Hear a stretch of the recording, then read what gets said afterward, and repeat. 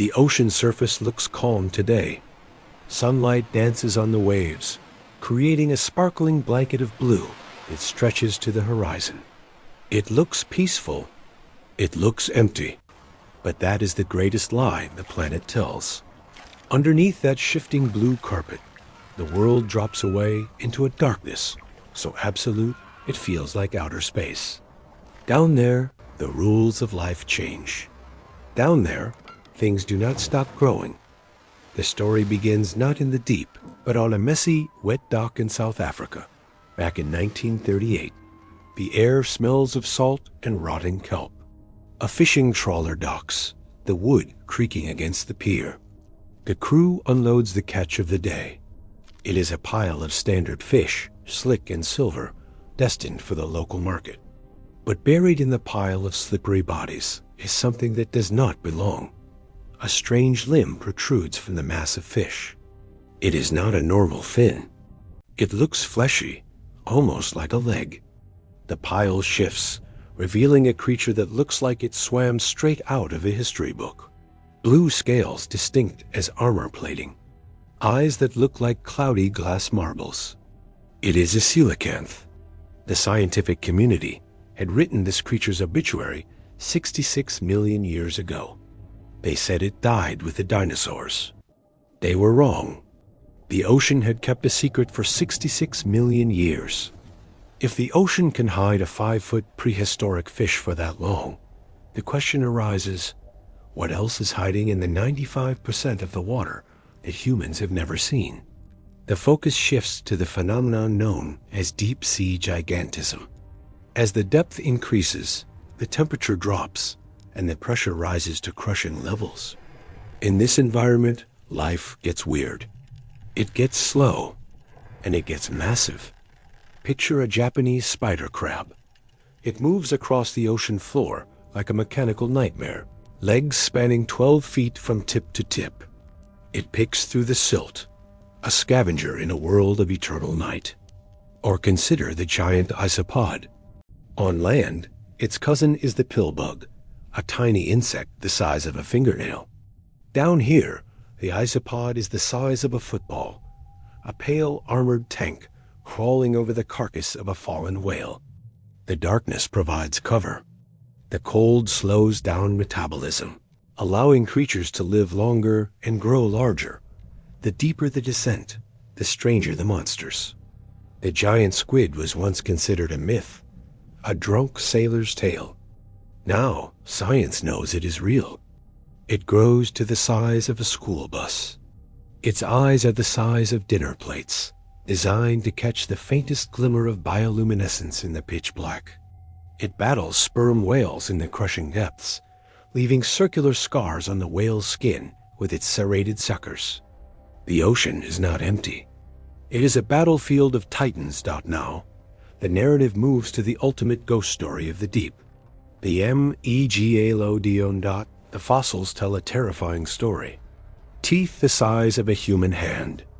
Jaws big enough to swallow 2 people standing side by side. This was not just a shark.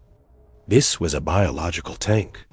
A 50-foot engine of destruction that treated whales like bite-sized snacks. Science says it went extinct over 2 million years ago. The oceans got too cold, the food sources moved, and the king of the sharks died out.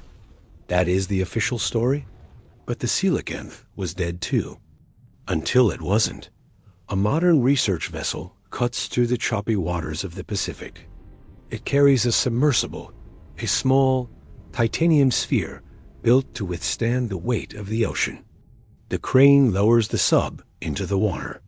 Bubbles froth around the hull as it detaches and begins the long fall to the bottom. The light from the surface fades quickly. First, the red spectrum disappears, turning everything a murky green. Then, the blue fades into a twilight gray. Finally, there is only black. The only light comes from the submersible's external floods, cutting a cone of visibility through the gloom. Marine snow tiny particles of organic debris drifts past the glass like an underwater blizzard. It is quiet. The depth gauge ticks past 1,000 meters. This is the midnight zone. No sunlight has touched this water for millions of years. The radar pings, sending sound waves out into the void. Most of the time, the sound travels forever, hitting nothing. But sometimes, it bounces back. The submersible glides over an underwater canyon. The topography is jagged, a mountain range buried underwater. This is the kind of place a massive predator would patrol. The thermal vents down here spew superheated water, creating pockets of warmth in the freezing deep. It is an oasis in the wasteland. Life clusters here. Tube worms, ghost crabs, and blind shrimp swarm the vents. It is a buffet. Something large moves on the edge of the light dot. It is just a shadow at first. A displacement of water that sends the silt on the canyon floor swirling into a cloud. The submersible turns, the motors humming a low vibration. The lights sweep across the darkness. There is a shape. It is gray, scarred, and ancient. The skin looks like sandpaper, rough and battered by centuries of survival. It moves with a slow, lethargic power. This is not the frantic swimming of a surface shark. This is the movement of something that has nothing to fear. The scale is difficult to comprehend without a reference point. But as the shape passes near a rock formation, the size becomes clear. It is massive. The dorsal fin alone is taller than a human being. The tail sweeps back and forth, propelling the beast with effortless grace. Is it a sleeper shark? A massive great white that got lost? Or is it the Lazarus taxon, the species that came back from the dead? The creature does not attack. It does not seem to care about the tiny metal bubble invading its home. It simply exists, a relic from a time when monsters ruled the world. The gills flare, taking in the oxygen-poor water. The eyes are black pits, adapted for a world without sun. The argument for the megalodon's survival usually relies on food. A predator that big needs to eat a lot. But deep-sea animals have adapted to starvation. They can go months, sometimes years, without a substantial meal. And down here, there are giant squid. There are dead whales that sink from the surface. There is food. The submersible tracks the shape, but the creature is faster. It slips into a crevasse, a deep trench within the trench.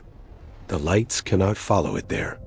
It vanishes back into the obscurity from which it came. The ocean covers 70% of the planet. Humans have mapped the surface of Mars better than the floor of the Pacific.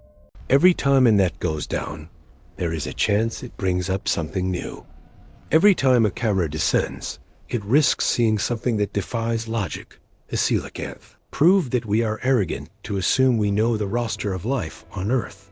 It proved that the ocean is a perfect hiding place. It wraps its secrets in cold, darkness, and pressure. Back on the surface, the waves continue to roll. Vacationers swim near the shore, unaware of the vertical drop just a few miles out. They do not think about the layers beneath them. The epipelagic, the mesopelagic, the bathypelagic, the abyssopelagic.